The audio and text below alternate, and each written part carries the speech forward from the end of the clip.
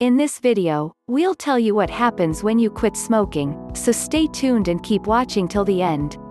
Cigarette smoking is one of the leading causes of preventable death in the United States, but quitting can be daunting. The benefits are almost instant. As soon as a person stops smoking, their body begins to recover in the following ways. After 1 hour. In as little as 20 minutes after the last cigarette is smoked, the heart rate drops and returns to normal. Blood pressure begins to drop, and circulation may start to improve. After 12 hours. Cigarettes contain a lot of known toxins, including carbon monoxide, a gas present in cigarette smoke. This gas can be harmful or fatal in high doses and prevents oxygen from entering the lungs and blood.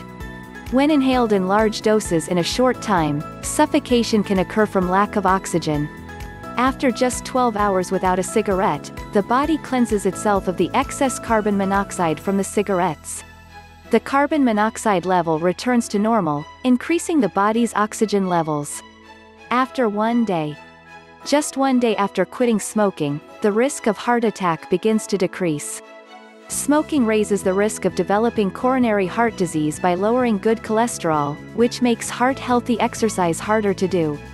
Smoking also raises blood pressure and increases blood clots, increasing the risk of stroke. In as little as 1 day after quitting smoking, a person's blood pressure begins to drop, decreasing the risk of heart disease from smoking-induced high blood pressure. In this short time, a person's oxygen levels will have risen, making physical activity and exercise easier to do, promoting heart-healthy habits. After 2 days. Smoking damages the nerve endings responsible for the senses of smell and taste. In as little as 2 days after quitting, a person may notice a heightened sense of smell and more vivid tastes as these nerves heal. After 3 days. 3 days after quitting smoking, the nicotine levels in a person's body are depleted.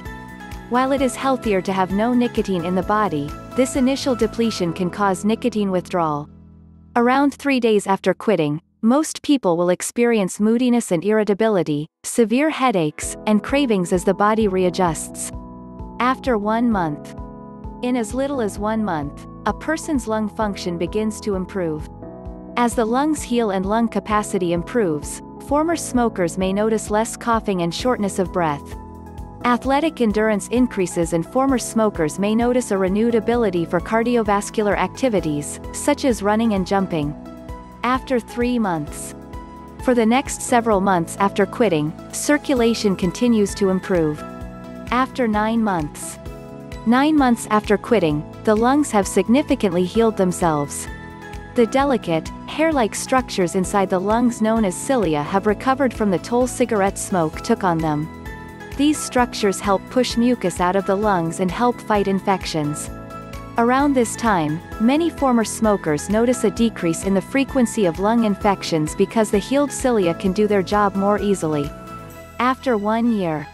The risk of heart disease will decrease by half after quitting smoking for 1 year, and arteries and blood vessels will begin to widen after 5 years. 1 year after quitting smoking, a person's risk for coronary heart disease decreases by half. This risk will continue to drop past the 1 year mark. After 5 years. Cigarettes contain many known toxins that cause the arteries and blood vessels to narrow. These same toxins also increase the likelihood of developing blood clots. After 5 years without smoking, the body has healed itself enough for the arteries and blood vessels to begin to widen again. This widening means the blood is less likely to clot, lowering the risk of stroke. The risk of stroke will continue to reduce over the next 10 years as the body heals more and more. After 10 years. After 10 years, a person's chances of developing lung cancer and dying from it are roughly cut in half compared with someone who continues to smoke. The likelihood of developing mouth, throat, or pancreatic cancer has significantly reduced. After 15 years. After 15 years of having quit smoking, the likelihood of developing coronary heart disease is the equivalent of a non-smoker. Similarly, the risk of developing pancreatic cancer has reduced to the same level as a non-smoker. After 20 years. After 20 years, the risk of death from smoking-related causes, including both lung disease and cancer, drops to the level of a person who has never smoked in their life.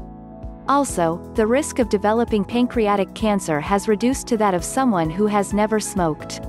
That's all for this video. If you enjoyed the video, consider liking and subscribing.